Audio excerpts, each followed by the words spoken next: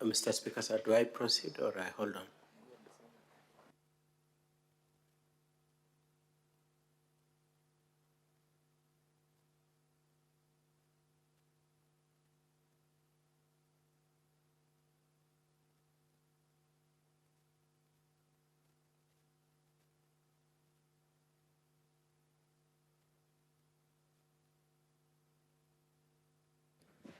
Now, counsel for the deputy governor, you have 4 hours to put your defense.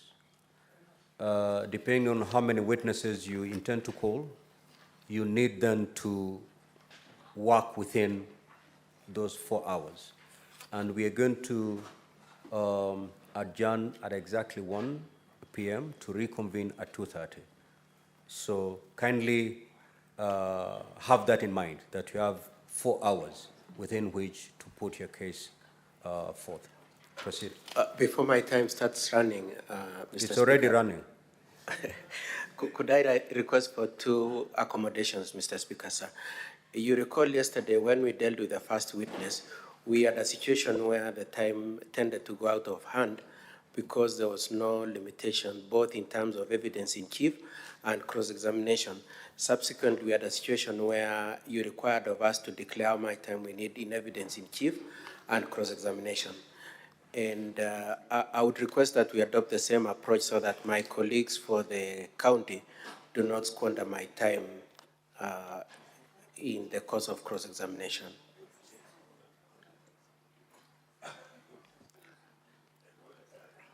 Now, counsel, if we may adopt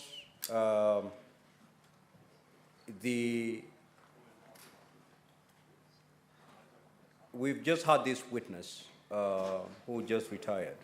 If you can be able to just adopt the time indication as we've observed with this witness, I think that would be a good guiding principle. Thank you, Mr. Speaker. Examination took 20 minutes, cross-examination 15 minutes, re-examination 10 minutes.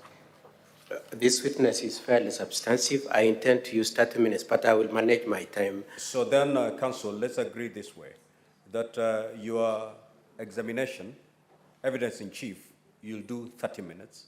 Yes, yes, thank you. Cross-examination then will take 15 minutes, re-examination 10 minutes. Thank you very much, Mr. Speaker, sir. Mr. Speaker, sir, if you may allow me, because you've given directions as to cross-examination. And yesterday, when we were dealing with the crucial witness, my learned senior, Mr. Keegan, took approximately 1 hour, 20 minutes with the key witness. We may not be much interested with the witness that he has now just subpoenaed, but when it comes to the real culprit, we would request the Senate to relax the rules so that we're able to effectively bring out the fictitious story. Let's cross the bridge when we get there. Number 2, Mr. Speaker, sir, perhaps our senior needs to put on record his appearance so that we may not have strangers. Mr. Speaker, sir, my name is Katwa Keegan, and the witness I'm calling is Mr. Misati, assisted by my office assistant, Mr. Sagini. And Mr. Speaker, sir, I thought you would require of my colleague to withdraw the use of the word culprit. That is unparliamentary, and therefore I order that to be expunged from the record. Thank you, Mr. Speaker, sir, and he has whispered an apology to me, and I accept it.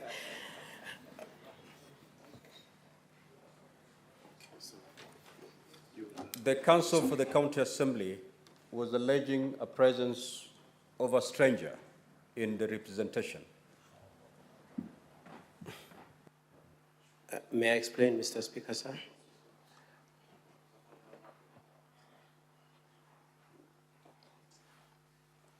Counsel for the county assembly, are you now comfortable?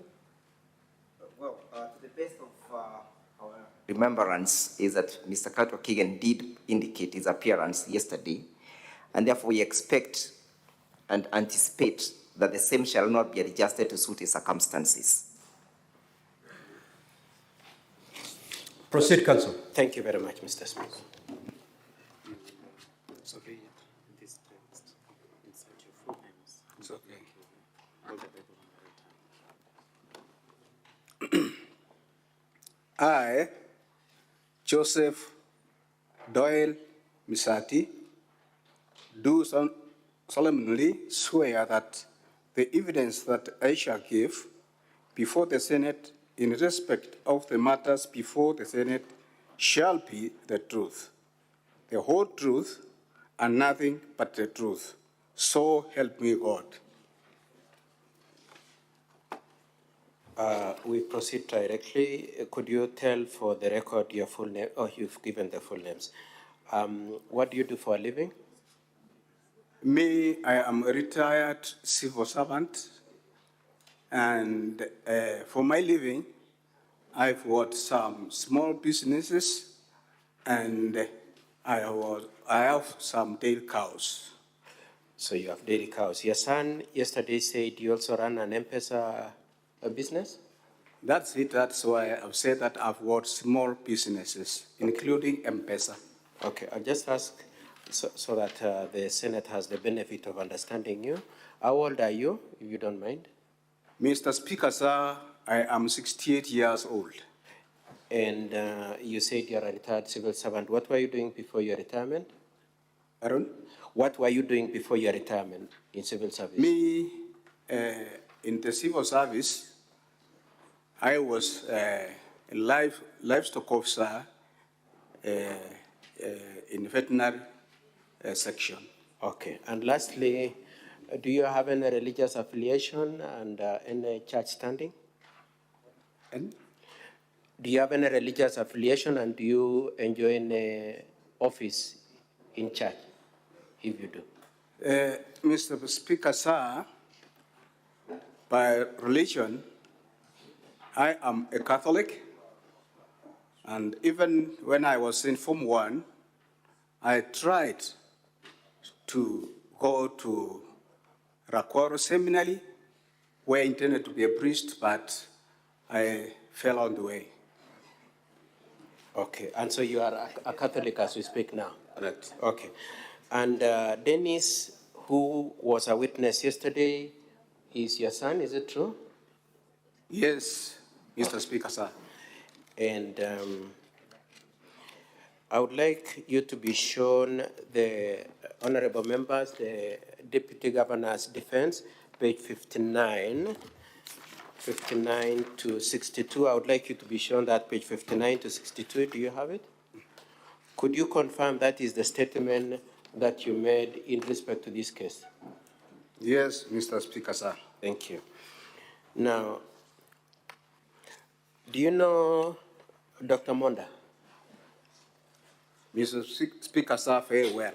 You know him. How do you know him? His Excellency, the Deputy Governor of Kisii County, Dr. Robert Munda, we have known each other more than 32 years. You have been friends for over 32 years. Yeah. And apart from being friends, have you stated in your affidavit that you worked together also at various points in your civil service? Mr. Speaker, sir, yes. You've worked together. Now, I'd like to move on because of time. And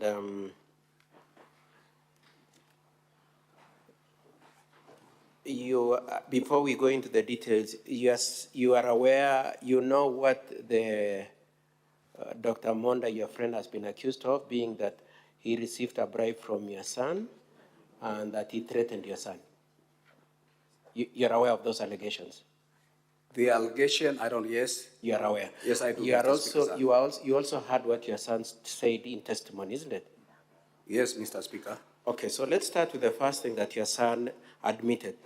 Is it true that indeed, throughout the issues that this Senate is going to consider, whenever your son needed anything, he would tell you and then you would tell the Deputy Governor? No, please. Did the Deputy Governor have a direct conversation with Dennis? Mr. Speaker, sir, no. There's no point at which the two of them spoke directly to each other, isn't it? It's me who do direct communication to His Excellency, the Deputy Governor. Okay. And number two, he also said that it is true that the two of you, having been friends, were exchanging favors in terms of money, stocks, and goodwill between the families. Is that correct? Over the 32 years? Mr. Speaker, sir, correct. Okay. He also said that he relocated from Nairobi to Kisii, to your home state. Is that correct? At a certain point in the year 2023? If I may explain, I say no. Mr. Speaker, sir, it is me who reallocated my son to move from Nairobi to homeland Kisii. Yes, so that's what I was asking you. So basically, it is true that he moved from Nairobi to Kisii sometime in the year 2023, isn't it? Somewhere 2023, and he came alone without his wife. Okay. And it is also true, as he says, that you assisted him to relocate? It is me who assisted him. To relocate? Yeah. How did you assist him? After he said he had been staying in Nairobi for more than 13 years, and there was little communication, me and my son. Now I decided, because I'm aging, I tried now to see how I can bring all my children together. Then I made an effort to look for him. Then somewhere between April and May, between April and May, I called him back to home. Mr. Misati, just let me manage, because of time, let me just manage what you're saying. So basically it was, whose idea was it for him to relocate? Pardon? Whose idea? Was it your idea, or? It was my idea, Mr. It was Speaker, your idea, and you facilitated his relocation? Correct. Okay, let's move on then. Now, he says that your testimony, both at the assembly and your testimony today, which is captured in your statement, is meant to cause him to lose his money. What do you have to say about that? But what? That you want him to lose, what you're doing is to frustrate him getting back his money. What do you have to say about that? That one, because I've not reached there, I don't know which money. Okay, Yeah. okay, then you want us to deal with that? Yeah. Okay, I'll change my approach, then we come back. Let's then talk about the real issue that we are here about. Is it true that a certain sum of money was paid out to Dr. Monda on the 28th of May, 2023? Mr. Speaker, yes.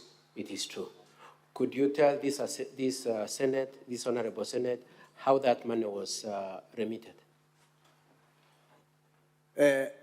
Mr. Speaker, sir, on 28th of May, 2023, as usual and as friends, it is me who made appointment to see His Excellency the Deputy Governor at his home. And when I went with my 3 sons to his home. And as we were seated, he had some social discussions with His Excellency the Deputy Governor about 20 meters from where I left my sons. That's the time the TG told me that he had given me money somewhere in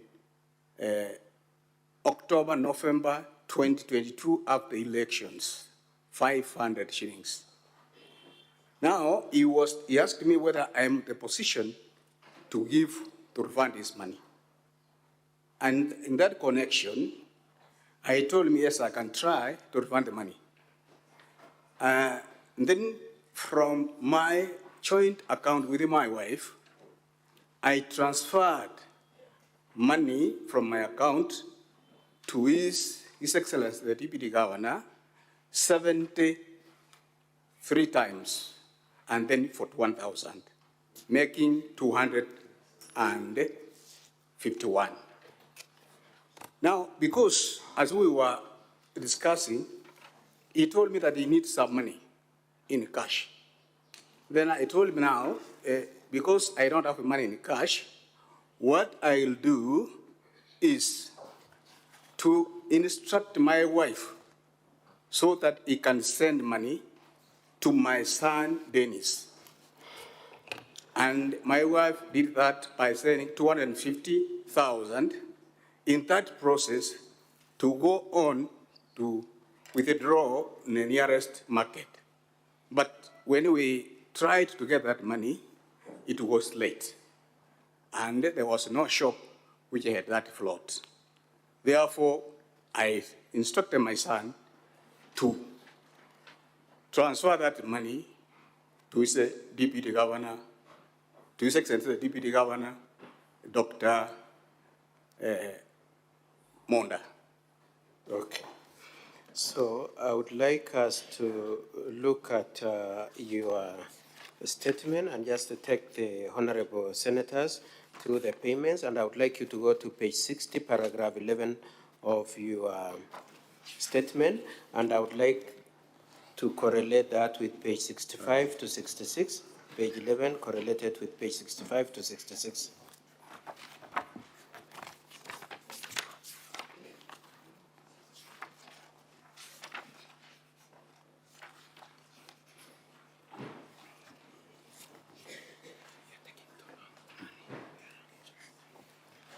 Are you at page 65? Okay, in paragraph 11, you're saying that I therefore refunded by paying 251 directly from my cooperative bank. You can see that at paragraph 11. Yes, Okay. Mr. Speaker. And then, so you paid 70,000 3 times and 41,000. I would like us to go to page 65. Are you at page 65? Yes, Mr. Speaker. Could you confirm at page 65 that the remittances of 70,000 is reflected 3 times there? At Yes, page Mr. 65? Speaker. And I want you to turn over to page 66. Is it true that 41,000 is shown there?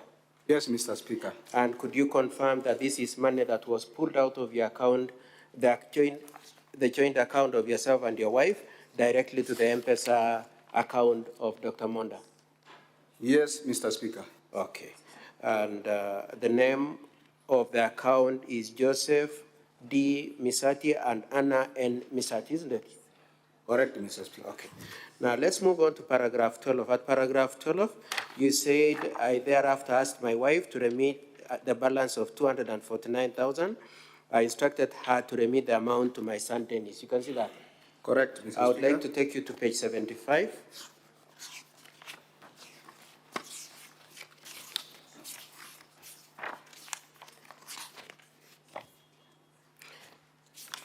'75 to 88, and I want us to go specifically to page 87. Are you at page 87?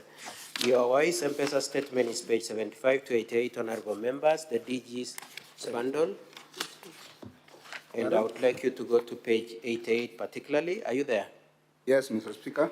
Could you confirm that between 2001 and 1941, between the hours 1944 and 2001, your wife remitted the sum of 50,000, 50,000, and 150,000 to Dennis Misati as he appears on the face of that M-Pesa? Yes, Mr. Speaker. Okay. And that constitutes a total of how much? 250,000, Mr. Speaker. 250,000. Now, what was the purpose of this remittance of the money? The purpose of this remittance to my son, Dennis. Sorry, no, I mean, so we've seen you pulled out 250 from your cooperative account and another 250 from your wife through Dennis, isn't it? That's correct. And then you sent to Dr. Monda, isn't it? I instructed my son to That's send. okay. So you sent it to Dr. Monda, this total of 500, isn't it? Correct, Mr. What Speaker. were you giving this 500,000 to Dr. Monda for?